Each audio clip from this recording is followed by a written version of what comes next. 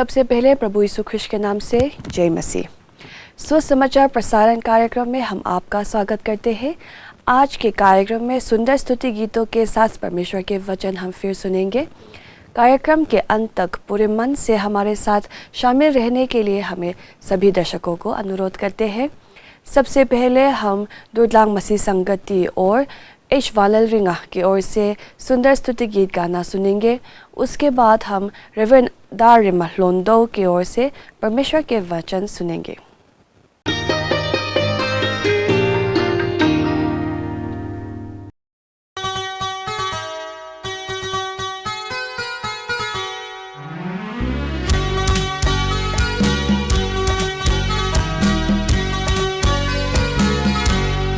प्रभु परमेश्वर तू कितना भला है, तेरी भलाई सदा की है। प्रभु परमेश्वर तू कितना भला है, तेरी भलाई सदा की है।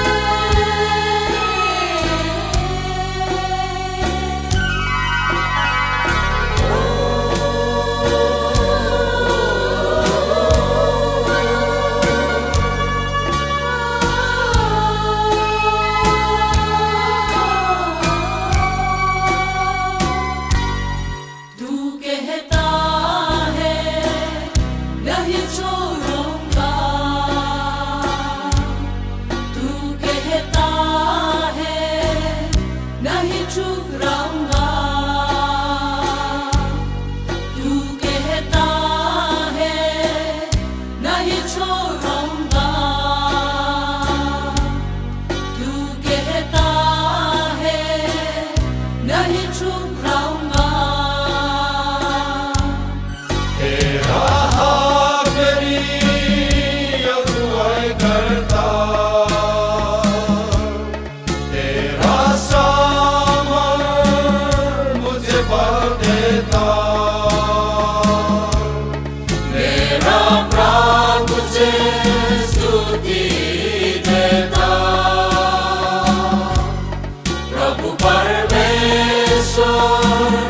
तू कितना भला है, तेरी भलाई सदा की है। प्रभु परमेश्वर तू कितना भला है, तेरी भलाई सदा की है। मेरा दिल तुझे धन्यवाद देता, मेरा प्राण तुझे स्तुति देता। मेरा दिल तुझे धन्यवाद देता, मेरा प्राण तुझे स्तुति देता। प्रभु परमेश्वर तू कितना भला है, तेरी भलाई सदा की है। प्रभु परमेश्वर तू कितना भला है, तेरी भलाई सदा की है।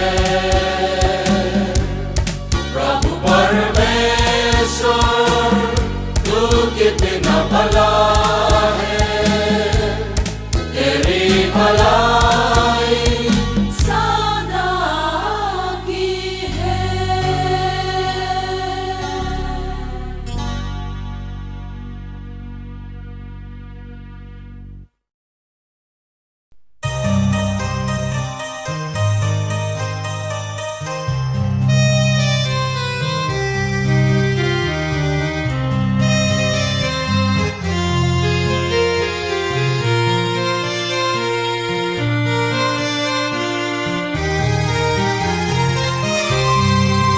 है मेरे मन प्रभु की तू आराधना कर, क्योंकि वो भला है। है मेरे मन प्रभु की तू आराधना कर, क्योंकि वो भला है।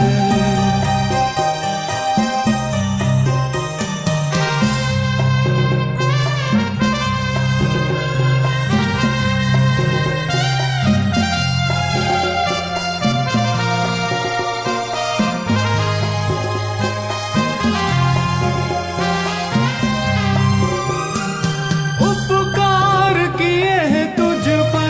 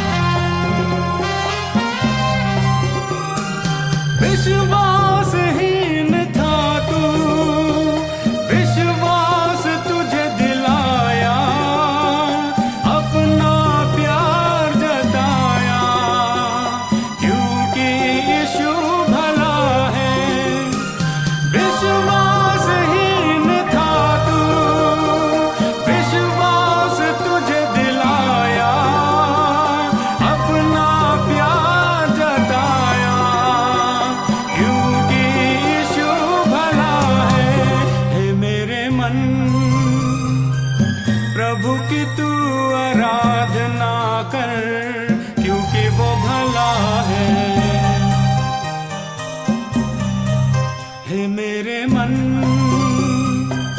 प्रभु की तू आराधना कर, क्योंकि वो भला है।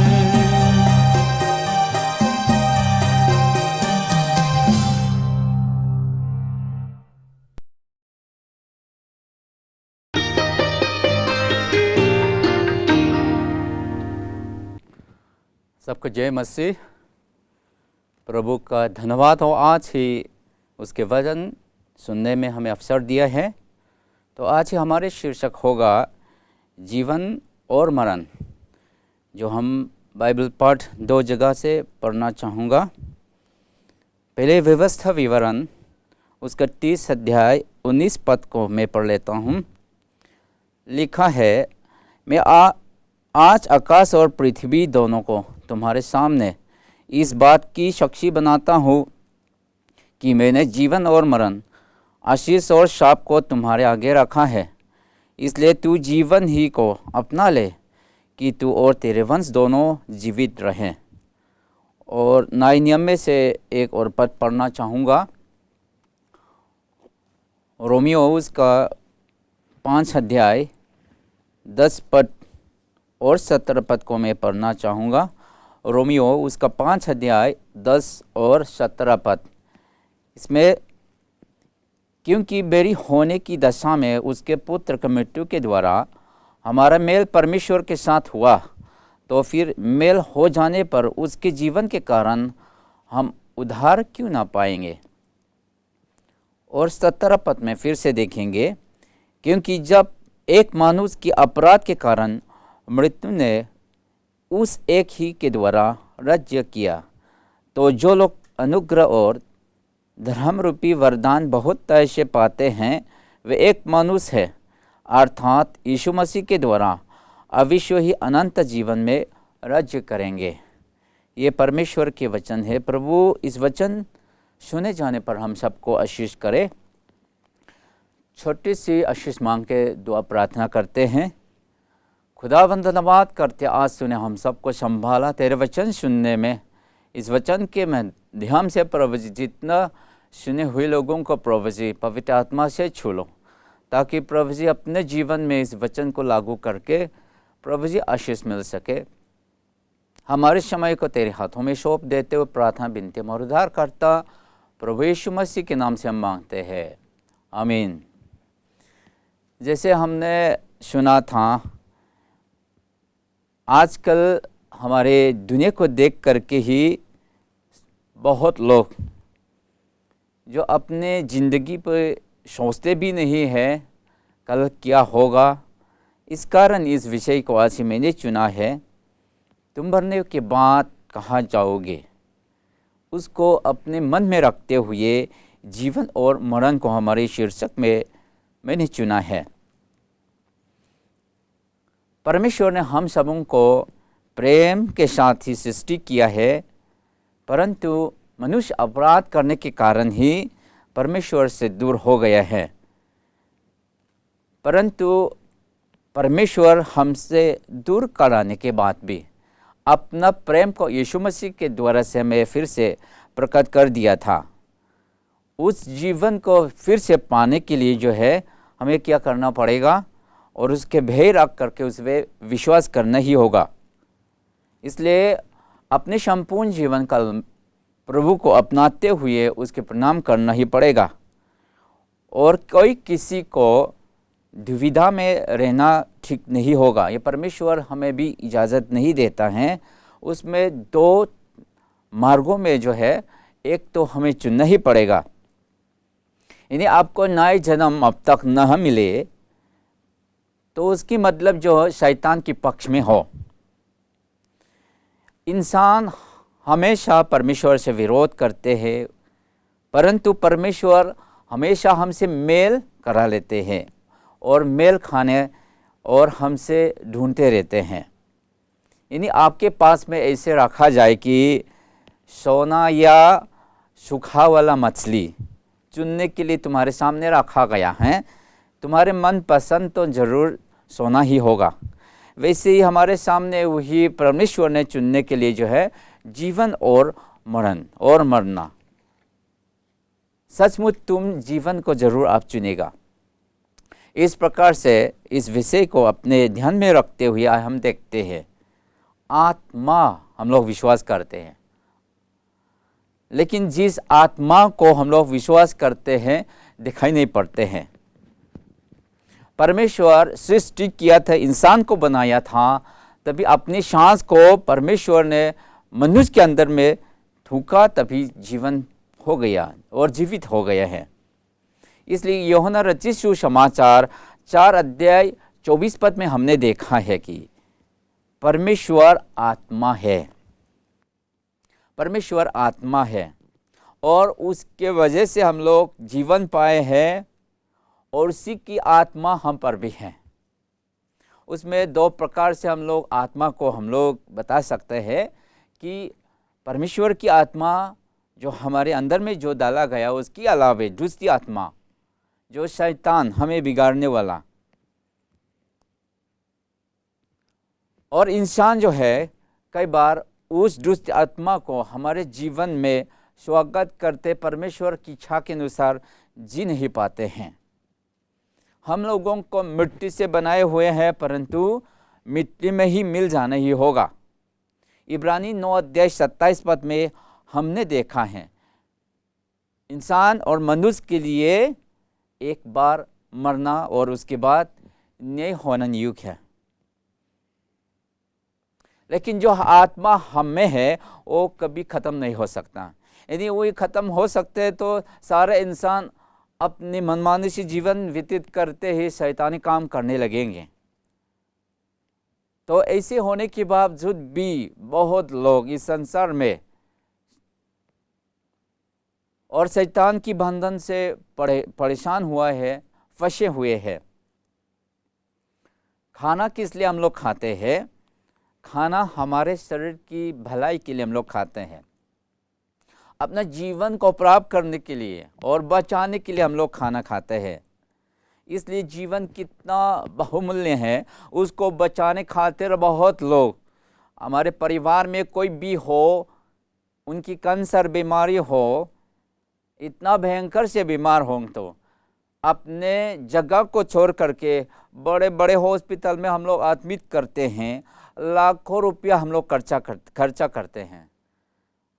इतने हमारे पास रुपए ना हो तो उधार ले करके, लोन ले करके उनके प्राण को बचाने खातिर हम लोग दौड़ते हैं। इतना बहुमूल्य हमारे जीवन, फिर भी कुछ लोग आसानी से आत्महत्या कर लेता है। वही प्रेम के बारे में हम लोग सुना रहा है। ये प्रेम कहाँ से आए हैं? अपने परिवारों के लिए, अपनी माँ बाप, अपने पापा के लिए कितना खर्चा करना चाह रहे हो, उसके मतलब तुम में जो है प्रेम होता है। और हमारे परमेश्वर यीशु मसीह हमारे लिए दुख सहा, उसको देखो, परमेश्वर कितना प्रेम करते हैं। अपने एक लौटा पुत्र हमें दिया गया, उसी के द्वारा हम लोग उद्धार पा सके। देखो, उसके एक लौटा पुत्र है, फिर भी अपने प्राण को देख करके प्रभु यीशु मसीह ने हम लोगों को बचाया है। कुछ इस जीवन को तुच्छ समझने वालों जो अपनी आत्महत्या कर लेता है, और ये भी अपने दूसरों की प्राण को भी ले लेते हैं। बहुत दुख की बात है, इन चीज़ों को सोच करते हैं। इसलिए कभी आप सोचा है कि तुम्हारे मरने के बाद तुम्हारे आत्मा कहाँ चले जाएगा? ऐसे बिना सोचे आत्महत्या कर ले, दूसरों के प्राण भी ले लेते हैं, उनकी बहुत ही दुख की बात होता है। ये शैतान के बहुत बड़ा कर्तव्य है, काम है, जो इंसानों को नाश करना, उनको बिगाड़ना शैतान का काम है। हम जब कभी सुनते हैं हम लोग एक दिन तो मर जाना ही है, लेकिन आज के दिन के लिए जो मरने के लिए कोई तैयार नहीं रहते हैं, है ना। हमारी जिंदगी क्या होता है? याकूब उसके 4 अध्याय 13-14 पद में हमने देखा है, बादल या भाप थोड़ी देर दिखाई देती है, फिर लोप हो जाती है। वैसे ही हमारी जिंदगी जो है थोड़ी देर के लिए होता है।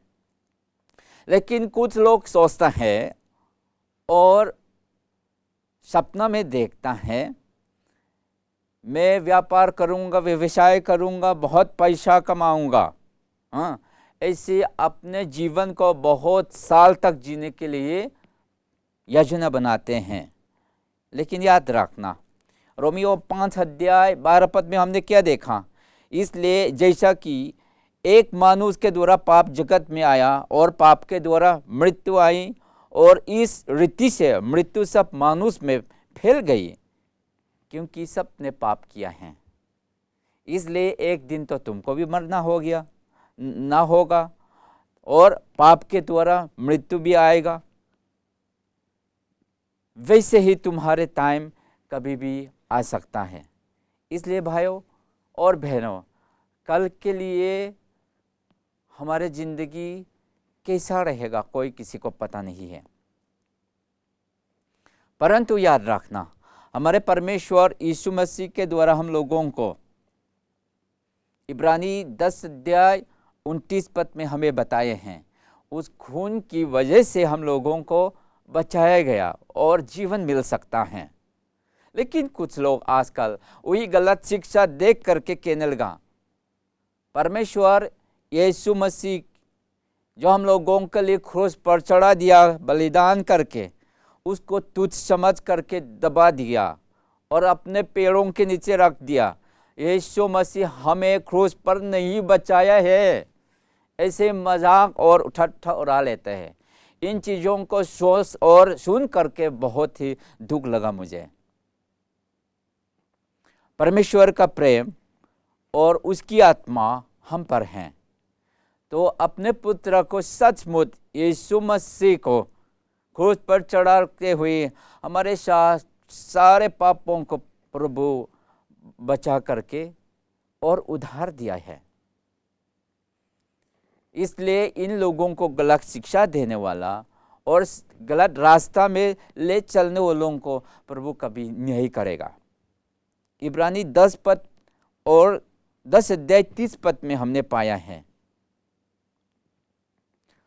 बदला मत लो, बदला लेना तो मेरे काम है, पलटा लेना मेरा काम है, मैं ही बदला लूँगा। और आगे पढ़ेंगे तो जीवते परमेश्वर के हाथों में पड़ना भयानक की बात है। उसके मतलब प्रभु हर एक इंसानों को एक एक करके न्याय करना, हम सभी लोग उसी में कोई नहीं बच सकता। एक दिन तो तुम भी सामना ही करना पड़ेगा। दूसरी बात में देखते हैं, जीवन का कारण क्या है, जीवित होने के कारण क्या है, जीवन की मकसद क्या है। हम इस दुनिया पे पैदा हुआ पछता करके वापस नहीं जा सकता है, पैदा हो गया है तो तुमको न्याय को सामना करना ही पड़ेगा। तो इस जीवन को व्यतीत करते हुए जवानों के लिए कहता हूँ, क्योंकि सबोपदेशक 11 अध्याय 9 पद में तो लिखा है, हे जवान अपनी जवानी में आनंद कर, हे जवान अपनी जवानी में मगन रहे। तो उसके मतलब हर एक जवान लोग अपनी जवानी में आनंद ले सकता है, अपनी जीवन में मनमानी के साथ जीवन व्यतीत कर सकता है। लेकिन याद रखना आगे क्या लिखा है, लेकिन परमेश्वर एक दिन तेरा न्याय करेगा, परमेश्वर एक दिन तेरा न्याय करेगा। इसलिए उसको याद रखते हुए अपने जीवन को आनंद के साथ व्यतीत करने होगा। इसलिए बिना यीशु से जीवन व्यतीत करना बेकार है। इसलिए कई जगहों में हमारे धर्मशास्त्र में इसी को हमने पाया है, यानी आप धन दौलत, रुपया और मनोरंजन और इस दुनिया की महानता तुम्हारे पास हो, लेकिन ये थोड़े देर के लिए है, थोड़े दिन के लिए है, और कोई किसी को पता नहीं है कल क्या होगा। इसलिए कहावत में बताया जाता है, 100 साल के लिए काम करो लेकिन कल मरने के लिए तैयार रहो। ये बहुत अच्छी बात है। इसलिए हमारे टाइम कल ही आ सकता है, अगर ऐसी अचानक आएगा तो क्या तुम तैयार हो। रोज प्रतिदिन हमारे मरने का दिन निकट ही आते जा रहा है। यानी हॉस्पिटल में भर्ती हुए भयंकर से बीमार हुआ है वो पहले नहीं जाता। जो जिनका बीमार नहीं होता, हाँ, कामकाज कर रहा है, वो एक्सीडेंट से भी तुरंत मर सकता है। कुछ लोगों का जो है बिना बीमारी से भी मर जाता है। उस दिन मैंने यूट्यूब में एक आदमी जो है मॉल में जो है बाजार करते हुए खड़े खड़े और मर गए था। अपने जो सामान खरीदा हुए पकड़ते हुए खड़े खड़े मर गया था। भाई ऐसे ही है। इसलिए ज़िंदगी ही कोई दुनिया और इंसान, जैसे मैथमेटिक्स में कुछ हिसाब करके आंसर निकलते, वैसे ही इंसान कोई ज़िंदगी को समझ में नहीं आता है और उसकी गिनती कोई नहीं आता है। इसलिए बिना यीशु से जीवन ही कुछ भी नहीं है। यानी आपके धन दौलत सुख से हम नहीं बचा सकता है। कुछ देर तक तो आप जैसे दर्द की दवाई खाते हैं वैसे आराम तो मिल सकता है, लेकिन हमेशा के लिए नहीं हो सकता। इसलिए अपने टाइम कभी आएगा। क्या तुम्हारे आत्मा के लिए कितना धन इकट्ठे कर चुके हों, दूसरों की आवश्यकताओं के लिए कितना तक आप दे चुका हैं। इसलिए परमेश्वर तो हमें बताते हैं मत्ती रचित सुसमाचार 6:19 में, तुम्हारे लिए स्वर्ग में जो है धन इकट्ठे किया करो, जहाँ पे कीड़ा और ना कोई बिगड़ते नहीं हैं। लेकिन हम लोग यहाँ पे बहुत धन दौलत इकट्ठे करते हुए गिरजाघर में प्रभु को प्रणाम कर ले और उसके पास आने का इच्छा नहीं होता आजकल। आप याद रखना, हम लोग परदेशी और यात्रा कर रहे हैं। यहाँ पे हम लोग पहला पत्रास 2:11 में साफ रीति से वही बताते हैं। ये हम लोग फिर से भूल जाता है।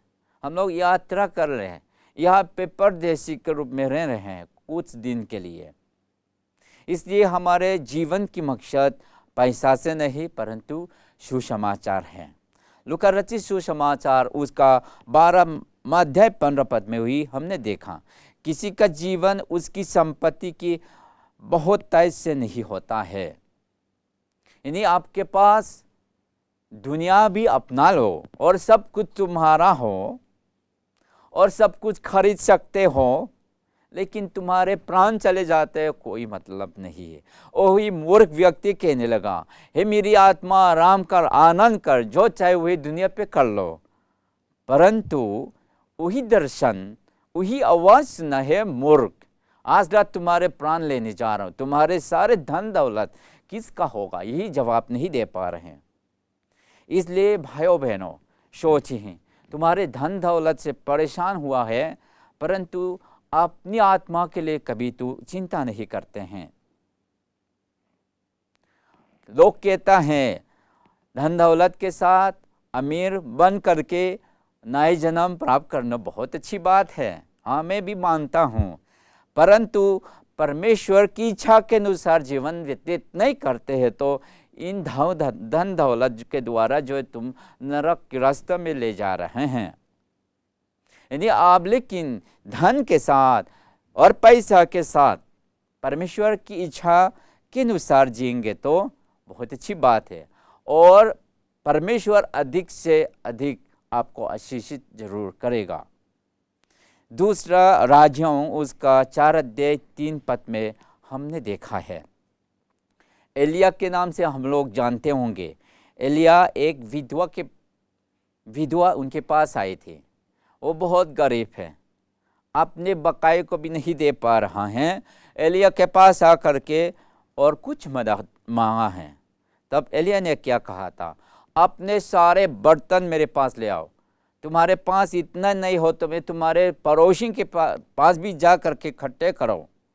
तभी उन्होंने जो सारे बर्तन को ले करके एलिया के पास ले आया था। तब एलिया ने आशीष दिया तो उनके सारे बर्तनों में तेल उसका भर दिया था। ये तेल बाजार में जा करके बेच दो, अपने बकाया पूरा दे दो। वैसे ही एलिया ने जो है विधवा की मदद किया था। वैसे आज तक हमारे परमेश्वर वही परमेश्वर, तुम्हारे सारी ज़रूरत को देने वाला। तुम विश्वास करते हैं तो तुम्हारे लिए भी अब तक दे सकता है। इसलिए प्रभु ने कहा, मुझसे परखो, आकाश खुल करके तुमको आशीष दिया कि नहीं। वैसे ही हम लोग इस सुसमाचार को सुनाते हुए हमारे हाथ में भी वही है, सिर्फ दूसरों पात्री और एवंजलिस्ट के लिए नहीं, बल्कि हमारे काम भी है। जैसे दूसरा राज्यों 4 पद में हमने देखा, जो 4 कोढ़ियों को चंगा मिल गया था और उठ खड़े हो करके और शहर के अंदर राजाओं के घर में जा करके सुसमाचार सुनाए था। जैसे ही हमारे हाथ में भी है, आप जान चुके हैं तो आप जरूर उस काम के लिए लगे रहो। और तीसरा पॉइंट में कहना चाहूँगा, मरना कहाँ है। अगर तुम मरना चाहते हो, कहाँ मिल जाएगा। वचन लिखा है, हे मृत्यु तेरी जय कहे रही, और हे मृत्यु तेरे धन कहाँ रहा। 1 कोरिन्थियों का 15:55 में हमने देखा। परमेश्वर यीशु मसीह ने उस मरना को जीत कर चुका है। मेरे और मृत्यु के बीच में और मरने का सिर्फ एक ही कदम है। इसलिए रोमियो 6:23 में हमने देखा है, पाप की मजदूरी तो मृत्यु है, इसलिए शरीर पर मन लगाना तो मृत्यु भी है। इसलिए काफ़ी लोग, बहुत लोग, हम लोग कह सकता है, शरीर पर मन लगाता है, इसलिए परमेश्वर को याद नहीं करते। इसलिए रोमियो 8:6 को याद करते हो आज भी, शरीर पर नहीं बल्कि परमेश्वर को अपने मन लगाते हुए जीवन पाना तुम्हारे लिए सही फैसला करना सही रहेगा। कैसे वाला पति हम आपको चाहिए। जैसे लड़की हो तो आप पति ढूंढ रहे हो। कुछ लड़की तो चाहते हैं शरीर पर मन लगाने वाला, पर कभी आत्मा के रूप में भी मन लगाते। वही मिलावट वाले जीवन को कई लड़की पसंद करते हैं, लेकिन ऐसा वाला परमेश्वर पसंद नहीं करते। उसको मिलावट जीवन को परमेश्वर कभी भी पसंद नहीं करता।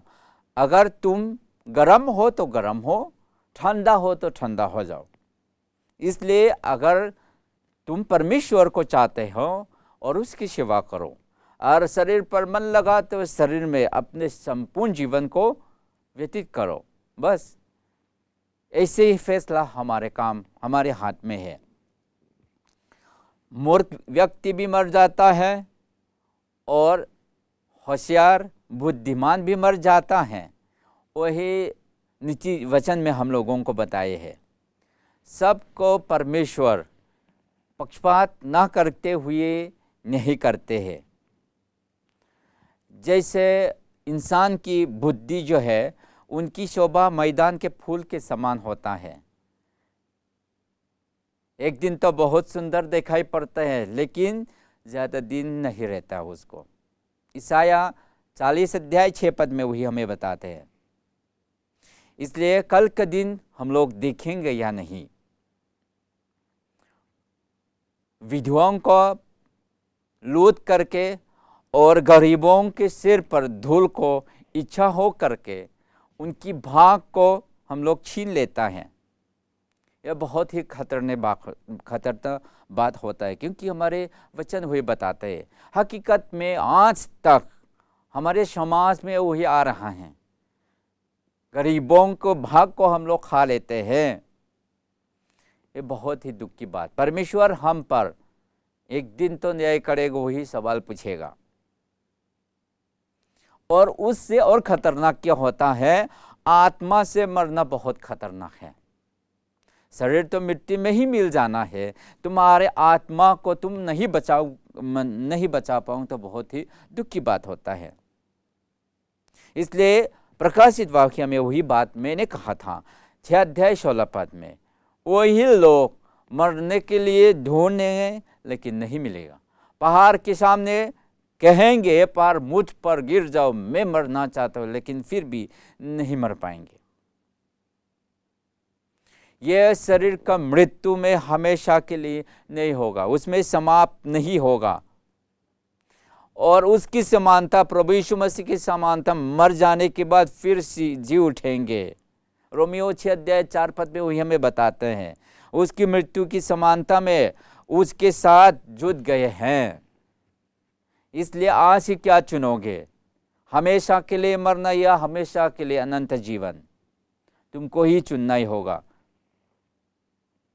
इसलिए कहता है लूका रचित सुसमाचार में, उसकी दृष्टांत 18 से आप लोग पढ़ेंगे तो मिल जाता है। वही धनवान व्यक्ति सारे कानून नियम को जो पालन करते हैं, परंतु एक बाकी था उनके पास, क्या है? अपने सारे सब कुछ बेच करके कंगालों को बांट दे। उस वचन को, उस बात को सुन करके क्या है, भाग गया। क्यों? क्योंकि वो बहुत कुछ उनके पास है और अमीर व्यक्ति हैं, वही नहीं कर पा रहे हैं। इसलिए आज से अपने प्राण को बचाने खातिर हमें दौड़ के चले जाने, पीछे नहीं देखना। उत्पत्ति 19:17 में वही देखा है, अपने प्राण को बचाने के लिए दौड़, पीछे नहीं देखना। कई बार हम लोग पीछे मोड़ जाता है।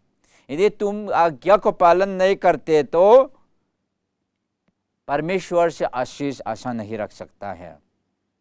एक बार क्या हुआ, एक प्राचीन था, अपने क्षेत्र में जो है होम विजिट के लिए, जो जहाँ पे दारू बनाता है, उसी के घर में गया था। तुम्हारे लिए मैं दुआ प्रार्थना करना चाहता हूँ। लेकिन उनकी औरत ने क्या कहने लगा, हे प्राचीन साहब, आपकी दुआ की हमारे ज़रूरत नहीं है, कृपया करके हम अपने घर को छोड़ करके चले जाओ, हमारे घर को छोड़ करके चले जाओ। लेकिन थोड़ी देर बाद क्या हुआ, उनके पति इतना भयंकर से बीमार हो करके मर गए। वही औरत अभी तक तो जिंदा है, परंतु दवाई के साथ मुश्किल से अपने जीवन को तड़पते हुए व्यतीत कर रहे हैं। भाइयों बहनों, आज ही हमारे जीवन में क्या होगा? इसलिए जो वचन को इनकार करते हैं और पसंद नहीं करते हैं, वही वचन हमारे ज़रूरत ज़रूर होंगे। एक दिन हम लोगों की ज़रूरत ज़रूर होंगे। वही प्राचीन की प्रार्थना को तुम्हारे अंदर में, तुम्हारे जीवन में फिर से ज़रूरत पड़ेगा। इसलिए हग्गाई 1:5 में हम देखें, अपने मार्गों को देख करके कहाँ तक हमारी स्थिति है। इसलिए आज ही अपने आप को परखो, परमेश्वर से आप मेल खाना चाहिए। इसलिए यूहन्ना 2:17 में हम लोग को देखा है, परमेश्वर की इच्छा के अनुसार जीने वाला तो अनंत जीवन पाएगा। इसलिए मैं आखिरी बात में निवेदन करना चाहता हूँ, तुम अच्छा कर्म करते हो परंतु परमेश्वर से मेल नहीं करते हैं तो स्वर्ग में जगह नहीं होगा। कर्म से स्वर्ग में जाने की इजाज़त नहीं होता। हिंदू लोग, मुसलमान लोग बहुत अच्छा कर्म तो करते हैं, लेकिन परमेश्वर को नहीं जानते हैं। इसलिए अनंत जीवन प्राप्त करने के लिए तो परमेश्वर से मेल खाना ही होगा। तो इसलिए मैं निवेदन करता हूँ, मरना या जीना तुम्हारे हाथ में, वही तुम चुन सकते हैं। इसलिए परमेश्वर से मेल कराने के लिए आपसे यीशु मसीह पर विश्वास करके अपने जीवन को, संपूर्ण जीवन को उसके हाथ में सौंपना ही होगा। इसलिए मरने के बाद तुम कहाँ चले जाओगे? जीवन और मरण तुम्हारे हाथ में है। प्रभु इस वचन पर हम सब के लिए आशीष प्रदान करे। आमीन।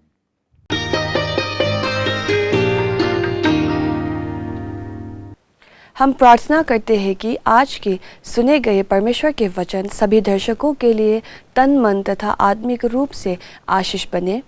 अभी हम 2 और सुंदर गाना सुनेंगे, आई नोन वेंग कौशल मसीह संगति की ओर से और उसके बाद सामारी कौशल मसीह संगति की ओर से।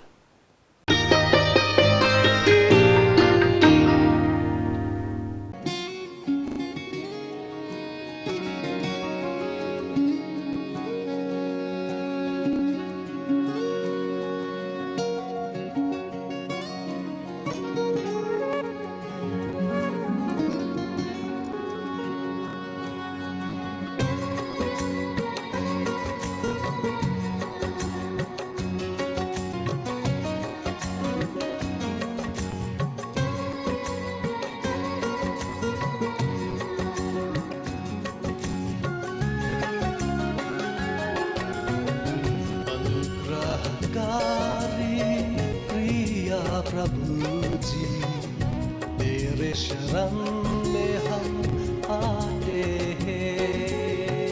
तन मन धन तुझको लेके चढ़ा के करते हैं हम तुझे शास्त्र प्रणाम। अनुग्रहकारी प्रिय प्रभु जी, तेरे शरण में हम आते हैं।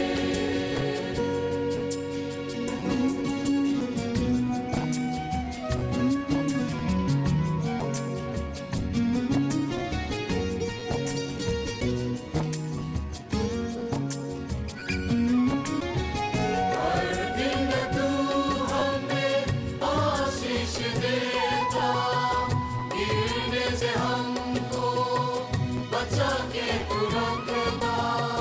हर दिन तू हमें आशीष देता, गिरने से हमको बचा के तू रखता।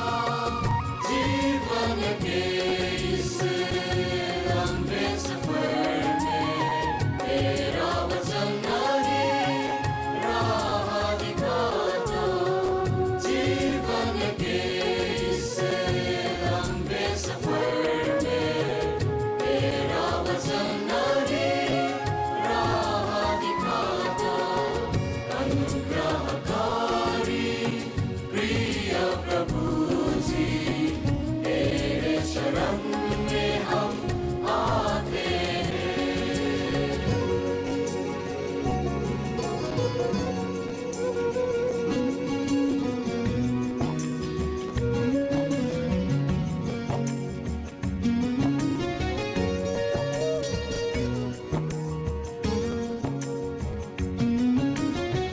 संकट कैसे तो आते रहेंगे, पर तेरा अनुग्रह काफी है हर पल। संकट कैसे तो आते रहेंगे, पर तेरा अनुग्रह काफी है हर पल। हम तेरे कदमों में चलते रहेंगे, जीते हमारी होगी आखिर जरूर। हम तेरे कदमों में चलते रहेंगे, जीते हमारी होगी आखिर जरूर। अनुग्रहकारी प्रिय प्रभु जी, तेरे शरण में हम आते हैं।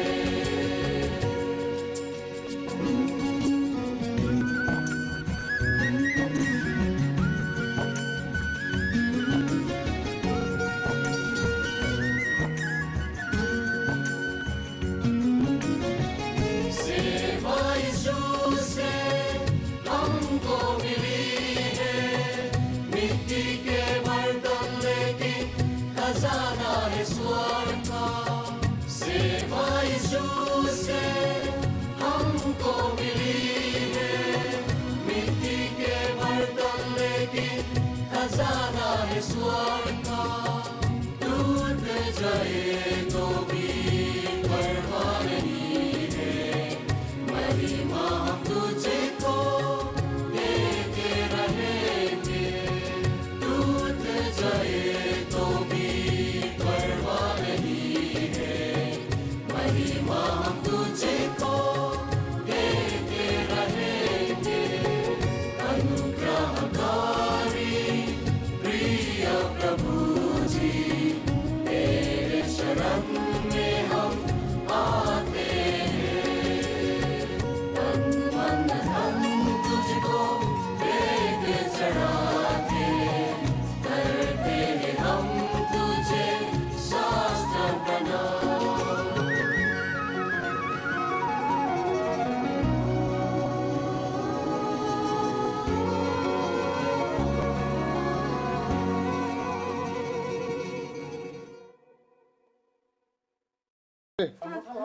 Kan ta bon pui zele.